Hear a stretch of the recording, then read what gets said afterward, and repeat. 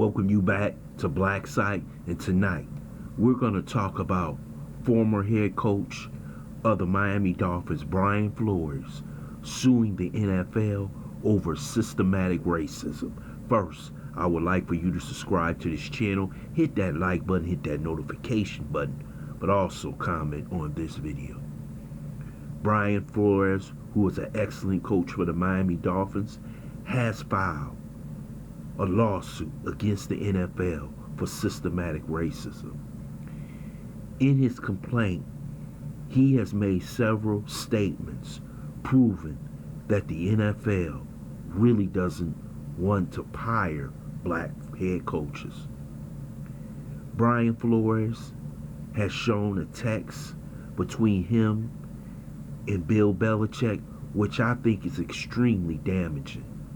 That he sent the text thanking Brian Daboll for getting the new head coach job for the New York Giants, but he sent it to Brian Flores, and that was before his interview with the New York Giants.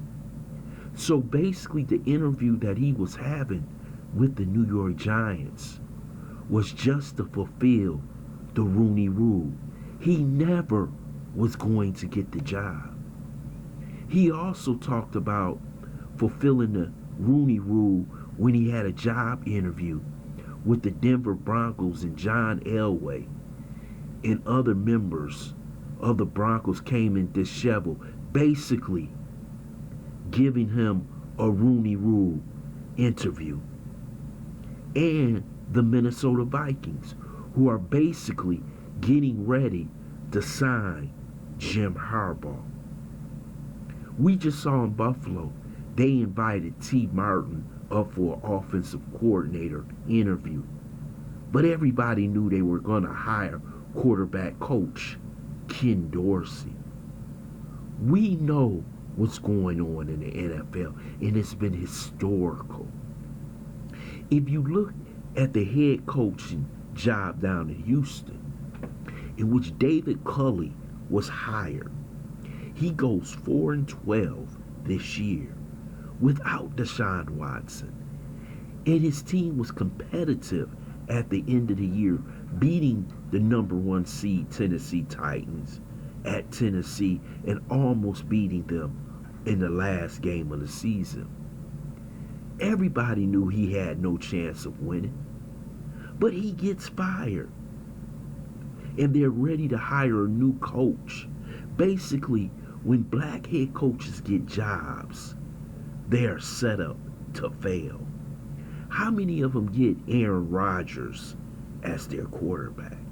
How many of them get a quarterback who's ready to take that next step? Most of them get dead-end jobs with the worst teams in the league, or they don't get them at all.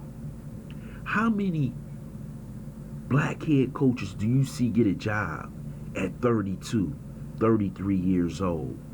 Like McVay, Zach Taylor, and so many other young white coaches who have connections in the NFL if their fathers, grandfathers, or someone has played in the league. The nepotism in the NFL is out of control. And the NFL had the audacity to release a statement saying that they're doing the right thing. How can you have 27 coaches and one is black, and that's Mike Tomlin? And the only reason why he's still head coach of the Pittsburgh Steelers is that he's never had a losing season as a head coach. You saw in Detroit, David Caldwell team finished 9-7. He loses his head coaching job after having a winning season. Now I repeat, Detroit hasn't had many winning seasons. They hire Matt Patricia. They go straight in the tank. They hire Dan Campbell. They go straight in the tank. And it seems like no matter what you do, you better make the Super Bowl in 2 or 3 years, or you will not have an NFL job.